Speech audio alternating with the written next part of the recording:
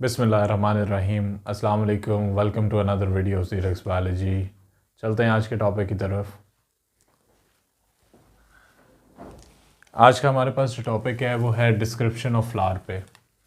Description of flower को discuss करने से पहले कुछ चंद बातें जान लेना ज़रूरी हैं कि हमारे पास जो पौधे हैं उनमें दो बड़ी डिवीजन्स थी। एक हमारे पास ब्रायोफाइटा फैमिली थी और सेकंड जो थी वो हमारे पास ट्रेकियोफाइट्स थे। ब्रायोफाइट्स प्रिमिटिव काइंड में आते हैं, ट्रेकियोफाइट्स हमारे पास एडवांस प्लांट्स की कैटेगरी से बिलोंग करते हैं, बट उसमें भी जो सबसे एडवांस टाइप है वो क्लास एंजियोस्पर्मी थे। क्लास एंजियोस्पर्मिक में जो पाए जाने वाले प्लांट्स हैं उन्हें हम फ्लावरिंग प्लांट्स भी कहते थे, यानी ऐसे ये पौधे हैं जिन पे फूल लगते हैं। अब जो फूल हैं उनके जो सिंपल डिफरेंट जो एंजियोस्पर्मिक रिलेटेड प्लांट्स हैं उन पे जो फूलों की अरेंजमेंट है, फिर फूलों की टाइप्स हैं और फूलों के लिए इस्तेमाल होने वाली जो टेक्निकल टर्म्स हैं, आज हमने उनके बारे में जानना है, जो कि बॉटनी में बहुत आम तौर पे इस्तेमाल की जाती हैं। और ये किसी भी एक बॉटनिस्ट के लिए किसी फ्लावर की पहचान या फ्लावर किस फैमिली से बिलोंग करता है उसकी पहचान में ये टेक्निकल टर्म्स उसकी मदद करती हैं।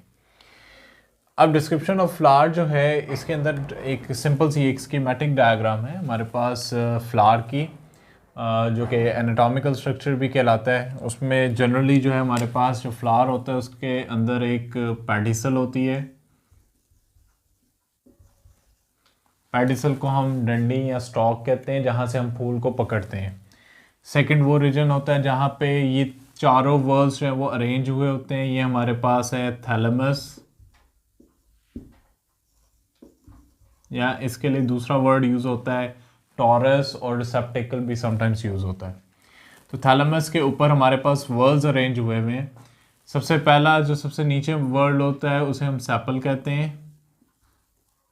सेपल के ऊपर वो वर्ल है या वो घेरा है जिसे हम पेटल कहते हैं, जो कि अट्रैक्टिव इन कलर होता है। सेपल का रंग मोस्टली कलर हमारे पास ग्रीन होता है।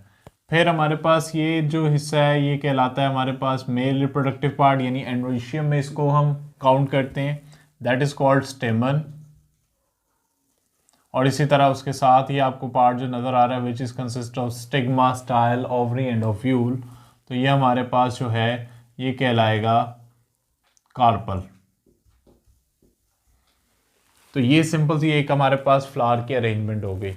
लेकिन कौन सी टेक्निकल टर्म्स इनको डिफाइन करती हैं तो उसकी तरफ आ जाते हैं। सबसे पहली जो हमारे पास टर्मिनोलॉजी है वो है इन्फ्लोरेसेंस से रिलेटेड। इन्फ्लोरेसेंस क्या होती है? अगर इसको हम एक इंग्लिश वर्ड के तौर पे कंसिडर करें और इसका उर्दू में तर्जमा किया जाए तो इससे मुराद एक ऐसा पौधा होता है जिस पे फूल लगे हुए हों। बट जब हम इसे बॉटनी में या बायोलॉजिकल ज़ुबान में इन्फ्लोरेसेंस को डिफाइन करते हैं तो हम कहते हैं कि इन्फ्लोरेसेंस जो है that is the arrangement of flower on the plant, यानी पौधे के ऊपर फूलों की क्या तरतीब है वो उसकी इन्फ्लोरेसेंस कहलाती है। अब इन्फ्लोरेसेंस में दो जो हैं हमारे पास टर्मिनोलॉजीज बड़ी इंपॉर्टेंट है। एक टर्म है रेसमोस और एक टर्म है साइमोस। रेसमोस के लिए टर्म हम रेसीम भी यूज़ करते हैं और साइमोस के लिए हम टर्म साइम वर्ड भी यूज़ होता है। अब इससे मुराद क्या है? रेसमोस अगर हमें समझ आ जाए तो साइमोस को याद रखना मुश्किल नहीं, क्योंकि वो इसके ऑपोजिट होगी। रेसमोस वर्ड रेस से निकला है, रेस से मुराद दौड़ है। अब दौड़ किन दो लोगों के दरमियान हो रही है? हम इस तरह इसको कंसिडर करते हैं कि अगर जवान लोगों की बूढ़े लोगों के साथ दौड़ हो तो उस दौड़ में जो है वो जवान लोग जीत जाएंगे और बूढ़े जो हैं वो पीछे रह जाएंगे। यानी इसमें अगर हम फ्लावर में इस एग्जांपल से कुछ चीज़ समझना चाहते हैं रेसमोस के बारे में तो वो ये है कि जो एक पौधा होता है उस पर जो फूल हैं, जो यंगर फ्लावर्स वो होंगे जो बाद में लगने वाले हैं, वो ऊपर वाली ब्रांचेस में मौजूद होंगे और जो ओल्डर फ्लावर्स होंगे वो नीचे होंगे in the case of racemose. और अगर इसके ऑपोजिट बात की जाए साइमोस की कंडीशन में, तो साइमोस में जो है हमारे पास ओल्डर फ्लावर्स ऊपर लगे होंगे ब्रांचेस में और यंगर फ्लावर्स नीचे लगना शुरू होंगे। तो ये हमारे पास हो गई इन्फ्लोरेसेंस। अब फ्लावर से रिलेटेड हमारे पास कुछ टर्मिनोलॉजीज हैं और बड़ी बेसिक किस्म की, इसको समझ लेते हैं। हमारे पास सबसे पहली टर्म है ब्रैक्टिएट। अब ब्रैक्टिएट को समझने के लिए हमें ब्रैक्ट के बारे में जानना ज़रूरी है। ब्रैक्ट होता क्या है? हमारे पास फॉर एग्जांपल ये एक ब्रांच है, स्टेम है मेन, और उसके साथ ही एक ब्रांच निकली हुई है जिस पे ये फूल लगा हुआ है। अगर इस फूल के गिर्द हमारे पास इस तरह दो ब्रांचेस हों जिन पे फूल नहीं है और वो उसको कवर किए हुए हैं, तो इन दोनों को हम नाम देते हैं ब्रेक्ट का। और ऐसा फ्लावर जो है ये हमारे पास ब्रेक्टिएट फ्लावर कहलाता है। तो ये हमारे पास ब्रेक्टिएट फ्लावर होगा। और अगर ऐसा नहीं है, अगर मैं सिंपली कह देता हूँ कि हर ब्रांच पे आपके पास क्या है, फ्लावर मौजूद है, कोई भी वहाँ पे ब्रेक्ट का रोल प्ले नहीं कर रहा, तो then that type of flower is known to be ebracteate flower. तो ये हमारे पास हो गया ब्रेक्टिएट एंड ई ब्रेक्टिएट। फिर बारी आ जाती है हमारे पास पेडिसिलेट की। पेडिसिलेट टर्म निकली है फ्रॉम पेडिसल। पेडिसल मैंने आपको पहले भी बताया कि ये स्टॉक या डंडी है जहाँ से हमने फूल को पकड़ा हुआ होता है। तो ऐसे फ्लावर्स जिनमें पेडिसल मौजूद हो वो पेडिसिलेट है। बट दूसरे जो फ्लावर उसके ऑपोजिट होंगे वो क्या कहलाएंगे, हमारे पास सिसाइल। अब सिसाइल टर्मिनोलॉजी जनरली जब हम यूज़ करते हैं तो इससे हम मुराद होता है नॉन मोटाइल किसी चीज़ को होना, यानी मूवमेंट ना कर रहे होना। तो जेन में आता है कि पौधे तो पहले ही सेसाइल हैं, यानी नॉन मोटाइल हैं, वो ऐसी कोई मूवमेंट या लोकोमोशन नहीं शो करते। बट यहाँ पे सेसाइल टर्मिनोलॉजी क्यों यूज़ हो रही है, तो पेडिसिलेट में हमारे पास पेडिसल है लेकिन सेसाइल में पेडिसल मौजूद नहीं होती। उसमें एग्जांपल हम ले सकते हैं वाटर लिली या लोटस की। तो उसको अगर आपने देखा हो तो फूल जो है वो इस तरह सिर्फ पड़ा होता है और उसके नीचे कोई पेडिसल नहीं है और ऐसा लगता है कि किसी किस्म की कोई हरकत नहीं कर सकता। लेकिन अगर हम पेडिसिलेट फ्लावर्स की बात करें तो उसमें क्योंकि वो एक पेडिसल या स्टॉक के साथ जुड़ा हुआ है, तो जब हवा चलती है तो उससे वो हल्का सा लहलहाता है। दैट मूवमेंट जो है वो उस बुनियाद पर हमने एक को पेडिसिलेट और एक को सेसाइल कह दिया। फिर हमारे पास आ जाते हैं complete and incomplete flowers. Complete से मुराद मुकम्मल है, इनकम्प्लीट गैर मुकम्मल है। लेकिन यहाँ पे ये किस चीज़ को मुकम्मल कहना चाह रहा है उस पर बात कर लेते हैं। मैंने आपको बताया कि हमारे जो फ्लावर हैं इसमें 4 वर्ल्स होते हैं। पहला सेपल है, दूसरा पेटल है, तीसरा एंड्रोशियम है, चौथा आपके पास गाइनोइशियम है यानी स्टेमन और कार्पल है। ये 4 आपके पास वर्ल्स हैं। 2 नॉन रिप्रोडक्टिव हैं और 2 हमारे पास रिप्रोडक्टिव वर्ल्स हैं, यानी 2 का रिप्रोडक्शन से रिलेटेड जो है वो काम है और 2 का काम नहीं है, जिसमें सेपल और पेटल हैं जो कि नॉन रिप्रोडक्टिव हैं और कार्पल और स्टेमन रिप्रोडक्टिव है। अब ये जब चारों वर्ल्स एक फ्लावर पे मौजूद होंगे तो ऐसा फ्लावर हमारे पास कंप्लीट है। ऐसा फ्लावर जिसमें हमारे पास चारों वर्ल्स यानी सेपल, पेटल, एंड्रोशियम, गाइनोशियम या स्टेमन या कार्पल मौजूद होंगे तो वो कंप्लीट है। बट अगर उसमें से कोई एक भी पार्ट जो है वो मिसिंग होगा तो देन उसे हम कंप्लीट कंसिडर नहीं करेंगे। हम उसे कहेंगे कि दैट फ्लावर इज इनकम्प्लीट, यानी गैर मुकम्मल है और उसमें वो तमाम वर्ल्स मौजूद नहीं है जो कि होने चाहिए। फिर हमारे पास टर्म जो रिलेटेड शुरू होती हैं वो सेक्स या जेंडर से रिलेटेड है। अब प्लांट में भी लाइक एनिमल्स की तरह जो है वो रिप्रोडक्टिव ऑर्गन्स के लिहाज से उनके सेक्स को डिटर्मिन किया जाता है। कुछ ऐसे, ज़्यादातर बल्कि मैं कहूँगा कि ऐसे फ्लावर्स होते हैं जो कि आपके पास बाइसेक्सुअल होंगे, या उसके लिए दूसरी टर्म यूज़ होती है बॉटनी के अंदर या बायोलॉजी में मोनोइशियस, या तीसरी टर्म जो हम नॉर्मली यूज़ करते हैं हर्माफ्रोडाइट, यानी ऐसा फ्लावर जो कि हमारे पास मेल और फीमेल सेक्स ऑर्गन एक ही फूल पे मौजूद होंगे तो हमारे पास बाइसेक्सुअल, मोनोइशियस या हर्माफ्रोडाइट कहलाएगा। इसके लिए स्पेसिफिकली एक सिंबल भी यूज होगा। ये सिंबल किधर काम आएगा, जब हम फ्लावर डिस्क्रिप्शन को कंप्लीट कर लेंगे तो एक जनरल सा फ्लोरल फार्मूला मैं आपके सामने बनाऊंगा जो कि उस चीज़ की निशानदेही करेगा कि कौन सा सिंबल कहाँ पे किस तरह एडजस्ट होना है। तो हमारे पास क्या है, बाइसेक्सुअल, मोनोइशियस या हर्माफ्रोडाइट। अब इसके लिए हम जो सिंबल यूज करते हैं वो इस तरह का होगा, यानी फीमेल का और उसके साथ इस तरह मेल वाला आपने कनेक्ट कर देना है। तो ये सिंबॉलिकली जो है रिप्रेजेंट करेगा कि एक फ्लावर जो है वो हर्माफ्रोडाइट है। फिर हर्माफ्रोडाइट के बाद जो दूसरी कैटेगरी हो सकती है दैट वन इज यूनिसेक्सुअल और डायोइशियस। ठीक है, तो यूनिसेक्सुअल या डायोइशियस से मुराद क्या है, जिसमें मेल फ्लावर और फीमेल फ्लावर्स, यानी ऐसे फ्लावर जिसमें खाली मेल रिप्रोडक्टिव ऑर्गन होगा वो अलग होंगे और जिसमें फीमेल रिप्रोडक्टिव ऑर्गन होगा वो अलग होंगे। और समटाइम्स ऐसा भी देखा गया है कि कुछ पौधों में मेल प्लांट्स और फीमेल प्लांट्स ही अलग अलग होते हैं, यानी मेल प्लांट पे लगने ही हाल ही ऐसे फ्लावर हैं जिन पे मेल आपके पास जो है वो रिप्रोडक्टिव ऑर्गन होगा और फीमेल प्लांट पे हाली फीमेल रिप्रोडक्टिव ऑर्गन्स लगने हैं। अब जिनमें अगर मेल रिप्रोडक्टिव ऑर्गन हाली मौजूद है यानी स्टेमन है, तो that are known to be staminate. ऐसे फ्लावर्स हमारे पास कहलाएंगे स्टेमिनेट। और स्टेमिनेट के लिए हम जो यूज़ करते हैं सिंबल वो ये होगा, जो कि नॉर्मली मेल के लिए यूज़ होगा। फिर ऐसा फ्लावर जिसमें हाली आपके पास क्या है, गाइनोइशियम या कार्पल मौजूद है, स्टेमन मौजूद नहीं है, वो हमारे पास कहलाएंगे पिस्टिलेट। गाइनोइशियम के लिए दूसरी टर्म जो यूज़ होती है वो पिस्टिल भी होती है। तो पिस्टिलेट जो है उनके लिए हम सिंबल यूज़ करेंगे सिंपल ये। फिर कुछ ऐसे भी फ्लावर्स हैं लाइक मैरीगोल्ड वगैरह, उसके अंदर हमें कुछ ऐसे फूल मिल जाते हैं जिनका पॉलिनेशन से कोई ताल्लुक नहीं है। क्यों नहीं ताल्लुक है? क्योंकि ना उस पर मेल रिप्रोडक्टिव पार्ट है ना फीमेल रिप्रोडक्टिव पार्ट है। तो ऐसा जो फ्लावर होगा that is known to be the neuter, यानी न्यूट्रल से वर्ड निकला है, यानी वो मेल भी नहीं है और फीमेल भी नहीं है, वो क्या है, न्यूटर है, यानी वो पॉलिनेशन में किसी किस्म का कोई किरदार अदा नहीं करेगा। तो ये हमारे पास कुछ सिंबॉलिकली मैंने आपको रिप्रेजेंट किया कि किस तरह सेक्स उसका आपने लिखना है जब हम एक फार्मूला इसका तश्कील देंगे। तो हमारे पास एक हर्माफ्रोडाइट के लिए हो गया, एक हमारे लिए यूनिसेक्सुअल में स्टेमिनेट और एक पिस्टिलेट। न्यूटर के लिए कोई सिंबल यूज नहीं होगा। अब हमारे पास है जी नेक्स्ट सिमेट्री है। सिमेट्री हम नॉर्मली एनिमल्स में भी देखते हैं, दो किस्म की सिमेट्री होती है। बॉडी अरेंजमेंट है, एक बायलैटरल है और एक हमारे पास जो है वो रेडियल है। अगर ह्यूमन बॉडी की बात की जाए तो अगर हम अपनी बॉडी को देखें तो इसको हम बाइसेक्ट करें एक प्लेन पर तो ये दो बराबर हिस्सों में बंट सकती है। बट अगर हम इसको दूसरे प्लेन पे काटना चाहें तो ये कभी भी चार बराबर हिस्सों में नहीं बढ़ सकती। तो इसका मतलब हमारी जो सिमेट्री है दैट इज बायलैटरल। बाई का मतलब दो है, लैटरल का मतलब दोनों साइड्स हैं, तो ये मिरर इमेज देगा।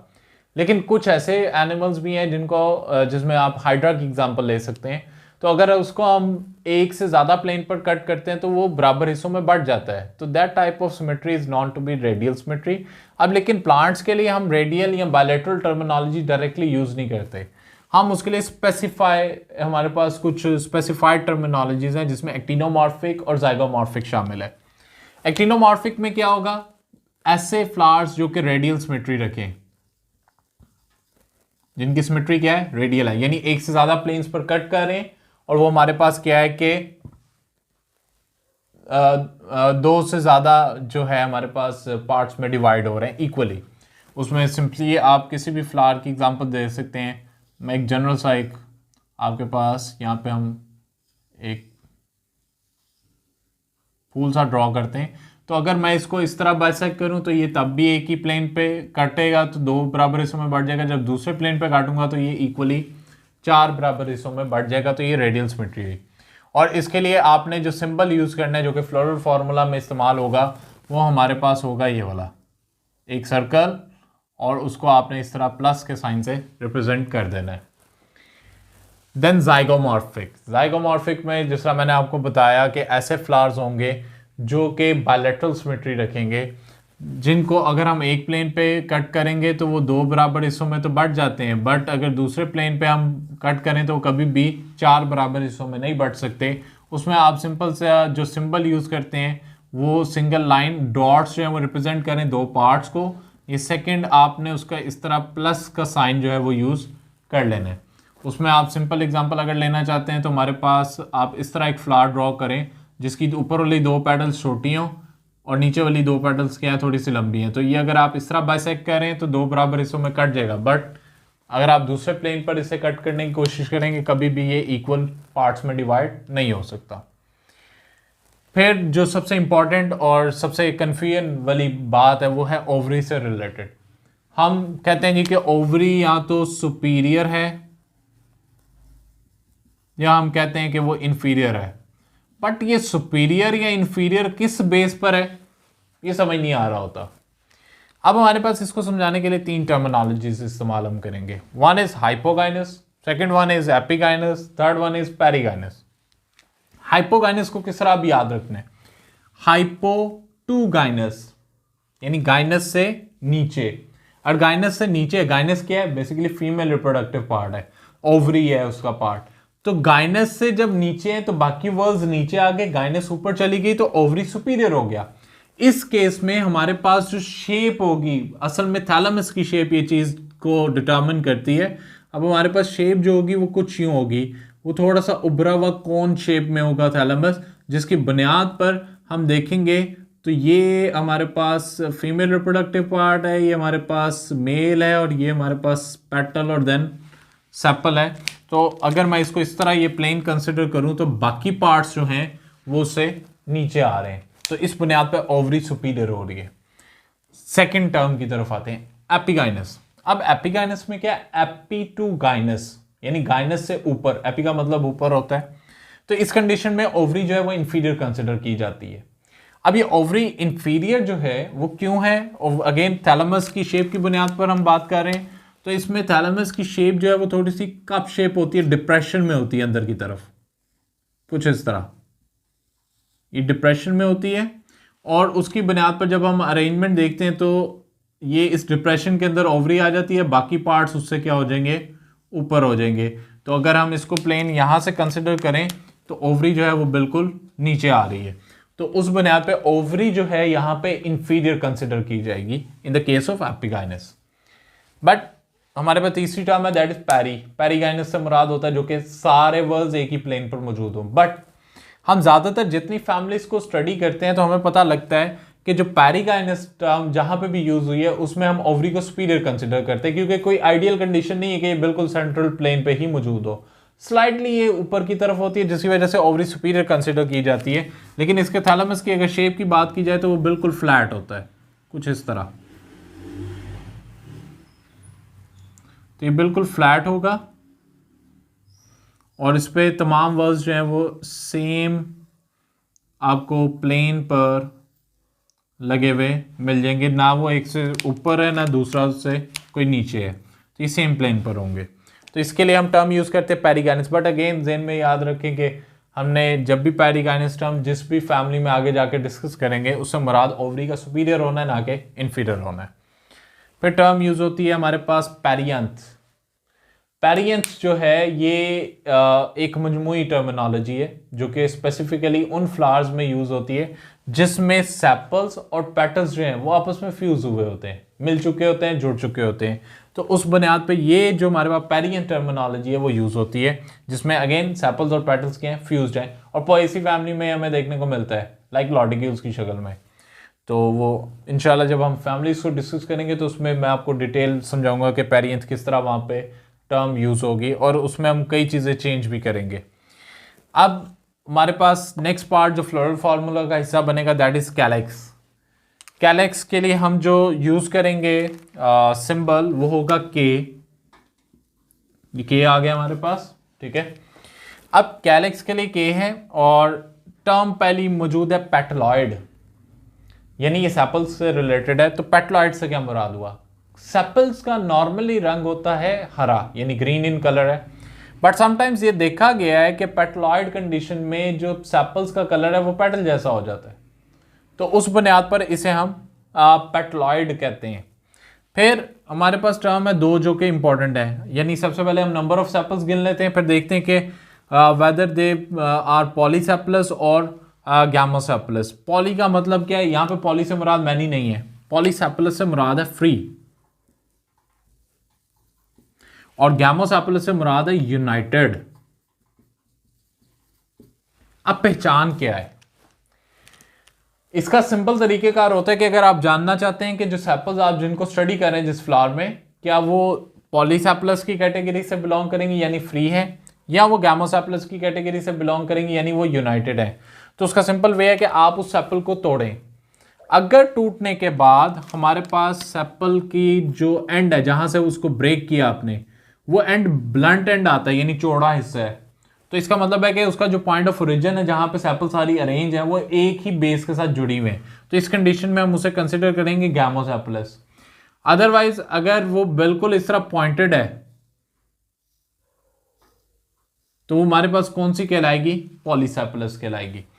अब फॉर्मूला में भी थोड़ा चेंज आता है कि के है फॉर एग्जांपल मैं कंसिडर कर लेता हूँ 5 इन नंबर थी सेपल्स इमेजिनरी लाइंस पे, तो अगर तो वो पॉलीसेपलस है तो देन मैं ब्रैकेट नहीं लगाऊंगा। लेकिन अगर मेरे पास वो गैमोसेपलस है तो ये 5 के साथ मैं इस तरह इसको 5 को ब्रैकेट में लिख दूंगा, जो कि इस चीज़ की निशानदेही करेगा कि मेरे पास जो सेपल्स हैं वो क्या है, सिंपली गैमोसेपलस हैं।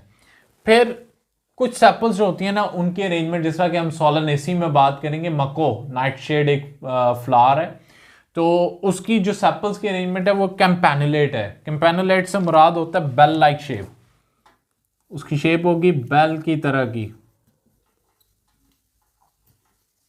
यानी जब हम उसके सेपल्स को देखते हैं तो वो बेल नुमा जो है शेप में अरेंज हुई होती हैं। तो उस बुनियाद पर हम उन्हें कैंपेनुलेट टर्म, और ये सोलनेसी में टर्मिनोलॉजी यूज भी होती है। इसके बाद अब हम मूव करते हैं कोरोला की तरफ। Corolla is related to petals. Corolla के लिए जो सिंबॉलिकली हम वर्ड यूज करेंगे, सॉरी अल्फाबेट, वो हमारे पास सी होगा, ठीक है। अब सेपलॉइड अगेन, जैसा उधर पेटलॉइड थी यहाँ पे सेपलॉइड है, हम कहेंगे कि सेपलॉइड से मुराद ऐसी पेटल्स हैं जिनका रंग सेपल जैसा, जो कि बहुत रेयर होता है। हरे रंग की पत्तियां हमें देखने को बहुत कम मिलेंगी। अगेन वही टर्म्स हैं, मिलती जुलती हैं, बट यहाँ पे पेटलस साथ लग जाएगा, वहाँ पे सेपलस था। पॉली पेटलस क्या है? सिंपली ऐसी पेटल्स हैं जो कि फ्री हैं, और गैमोपेटलस वो हैं जो कि यूनाइटेड हैं। ये वही सेम, आप उसको समझने का तरीक़ेकार वही है। अगर आपने कभी रोज़ा इंडिका देखा है या रोजेसी फैमिली से जो बिलोंग करता है, जिसे हम गुलाब कहते हैं, तो गुलाब की जब आप पत्ती को खींचते हैं, दिखने में वो पत्ती क्या होती है? चौड़े शेप में होती है, बट जहाँ से वो टूटती है वो रीजन जो है वो, अगर आपने कभी गौर किया हो तो वो पॉइंटेड होता है, जो इस चीज़ की निशानदही करता है कि हमारे पास जो पेटल है वो क्या है? पॉली पेटलस है। अदरवाइज अगर वहाँ से वो ब्लंट एंड है तो वो गैमोपेटलस कंसिडर की जाएगी। फिर हमारे पास टर्म यूज होती है एंड्रोइशियम की। अब यहाँ पे अगेन वही सेम फार्मूला, सी के आगे आप नंबर ऑफ पेटल्स लिखेंगे, 5 या 5 से ज़्यादा है, और अगेन पॉलीपेटलस है तो उसे हम ब्रैकेट में नहीं लिखेंगे, अगर गैमो है तो देन ब्रैकेट में लिखा जाएगा, जस्ट लाइक सेपल्स की तरह। एंड्रोइशियम की तरफ आते हैं। एंड्रोइशियम जो है एंड्री वर्ड जहाँ पे भी यूज होता है, that is related to male. अब इसके लिए भी जो हम सिंबल इस्तेमाल कर रहे हैं, वो हमारे पास सिंबल जो है वो ए है, और एंड्री अगेन फॉर मेल, यानी मेल रिप्रोडक्टिव पार्ट से मुराद हुआ स्टेमन। अब स्टेमन में हम देखेंगे कि क्या वो स्टेमन जो है वो यूनाइटेड है या फ्री है। अब टर्म अगेन वही है, पॉलीएंड्रस है, यानी ये किसके लिए यूज हो रही है? फ्री स्टेमन के लिए, जो कि आपस में जुड़े हुए ना हो।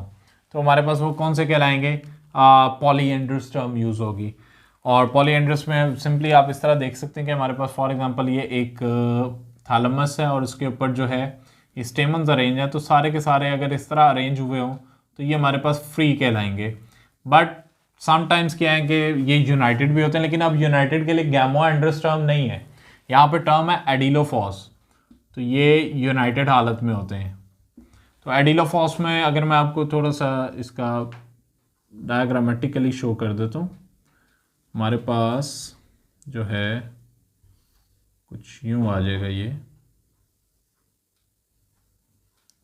उसमें हमारे पास जो इनके फिलामेंट्स होते हैं वो इस तरह फ्यूज हुए होते हैं, और उसके ऊपर इस तरह छोटे छोटे एंथर लगे होंगे। तो ये कंडीशन जो है हमारे पास एडिलोफॉस कहलाएगी। आप इसको इधर भी एक को ड्रॉ कर सकते हैं। तो ये एडिलोफॉस हमारे पास हालात है। फिर टर्म एक यूज़ होती है एपीपेटलस। इसको हम आगे जाके डिफरेंट फैमिलीज में भी देखेंगे, यूज़ भी करेंगे। Epipetalous, epi to petalous, petalous से ऊपर, बट इसको हम जब जनरली डिफाइन करते हैं हम कहते हैं कि जिसमें स्टेमन जो है दे ऑल्टरनेट विद पेटल्स, यानी इसकी शेप किस तरह की बनेगी? कुछ इस तरह। ये हमारे पास फॉर एग्जांपल एक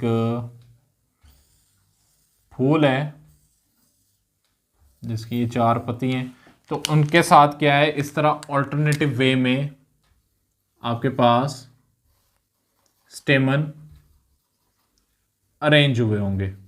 ये जो ऑल्टरनेटिव वे में अरेंजमेंट है दैट इज कॉल्ड एपीपेटलस, इसको हम एपीपेटलस कहते हैं। फिर हमारे पास आ जाते हैं अगेन गायनोइशियम और एंड्रोइशियम में भी वही सेम आप फिलॉसफी यूज़ करेंगे जो कि मैंने आपको सेपल्स में बताई, देन कोरोला में भी बताई। ए के आगे उसका नंबर आएगा कितने एंड्रोइशियम है, अगर वो जुड़े हुए हैं तो ब्रैकेट में, अगर वो फ्री हैं तो देन उसको आप नॉर्मल वे में लिख देंगे। फिर हमारे पास है जी गायनोइशियम। गायनोइशियम के लिए हम जो अल्फ़ाबेटिकली यूज़ करेंगे वो होगा जी। अब जी जो है दैट इज़ फॉर गायनोइशियम। अब इसमें बड़ी बेसिक सी टर्म्स हैं लेकिन थोड़ी सी मुख्तलिफ हैं बाकियों से। एक है एपोकार्पस, एक है सिनकार्पस। अब ये एपोकार्पस क्या है? तो ऐसा कार्पल जो कि जुड़ा हुआ नहीं है यानी फ्री है, उसके लिए हम टर्म यूज़ कर रहे हैं एपोकार्पस। तो फ्री के लिए एपो है, फिर सिन कार्पस किसके लिए है, जो कि यूनाइटेड है, सिंपल है। और नंबर के लिहाज से हम इसको जब लिखते हैं 1 से लेकर 3 तक, यानी अगर एक ही कार्पल मौजूद है तो मोनोकार्पलरी है, 2 है तो बाई, 3 है तो ट्राई, बट अगर 3 से ज्यादा हो रहे हैं तो पॉलीकार्पलरी टर्म यूज होगी। अब आपको याद होगा कि मैंने यहाँ पे आपको ओवरी का सुपीरियर एंड इंफीरियर होना बताया था। फॉर एग्जांपल मैं कंसिडर करता हूँ मेरे पास क्या है कि एक जो थी वो नंबर था गायनोइशियम का, यानी एक कार्पल है। तो अगर मैं इसको अंडरलाइन कर देता हूँ तो सिंपली जो है ये उसकी सुपीरियरिटी को जो है वो रिप्रेजेंट करेगा, अदरवाइज ये इंफीरियर कंसिडर किया जाएगा अगर ऊपर ये बार लगा दी जाए। तो ये सिंपल सा जो है हमारे पास डिस्क्रिप्शन थी फ्लावर की। इसमें हमने इन्फ्लोरेसेंस, फ्लावर पे बात की, सिमेट्री पे, ओवरी पे, कोरोला, एंड्रोशियम, कैलेक्स, गार्नेशियम। अब थोड़ा सा मैं आपको एक फ्लोरल फार्मूला के बारे में गाइड कर देता हूँ कि फ्लोरल फार्मूला जो है वो लिखा किस तरह जाता है। एक कोई भी इमेजिनरी मैं आपके सामने लिख रहा हूँ, ये कोई स्पेसिफाई नहीं है किसी भी फैमिली से रिलेटेड। तो उसमें आपने क्या चीज़ लिखनी है कि हमारे पास यहाँ पे आएगा सबसे पहले इसकी जो है सिमेट्री के लिहाज से फॉर एग्जांपल मैं कह देता हूँ वो क्या है, हमारे पास एक एक्टिनोमॉर्फिक है। फिर उसमें देखा जाएगा कि वो हर्माफ्रोडाइड है या नहीं, तो हर्माफ्रोडाइड लिखा जाएगा तो उसके लिए ये वाला सिंबल फॉर एग्जांपल हम यूज़ करेंगे। फिर हम देखेंगे कैलेक्स को, तो कैलेक्स को हम रिप्रेजेंट करेंगे के से, फॉर एग्जांपल उसका नंबर है 5, उसको मैं ब्रैकेट में लिख रहा हूँ क्योंकि इसको मैं गैमो सेपलस कंसिडर कर रहा हूँ। फिर एंड्रोइशियम देखा जाएगा, एंड्रोइशियम सॉरी इसके बाद आएगा आपके पास कोरोला। तो कोरोला जो है उसको देखा जाएगा, कोरोला का नंबर 5 है फॉर एग्जांपल, तो उसको मैं ब्रैकेट में नहीं लिख रहा टू रिप्रेजेंट पॉलीपेटलस। फिर एंड्रोशियम देखा जाएगा, एंड्रोशियम जो है उसका नंबर हम लिख लेते हैं फॉर एग्जांपल 2, और इसी तरह ये आपके पास पॉलीएंड्रस है इसलिए ब्रैकेट में नहीं लिख रहा। गायनोइशियम में मैं लिख देता हूँ 1 और इसको अंडरलाइन कर देता हूँ जो कि सुपीरियरिटी को जो है रिप्रेजेंट करेगा। तो ये एक सिंपल सा फॉर्मुलेशन की जाती है और ये फार्मूला काफ़ी हद तक हमें मदद करता है डिफरेंट फैमिलीज़ के करेक्टर्स को याद रखने में, और उनकी डिस्क्रिप्शन के बारे में ज़्यादा हमें फिर डिटेल समझने की ज़रूरत नहीं पड़ती। अगर हमें ये सारी चीज़ें पता है और एक फ्लोरल फार्मूला हमारे पास मौजूद है तो उससे हम काफ़ी हद तक उस फैमिली के बारे में जान सकते हैं। तो ये था आज का हमारा टॉपिक। इंशाल्लाह होती है मुलाकात आपसे नेक्स्ट वीडियो में, तब तक के लिए अल्लाह हाफिज़।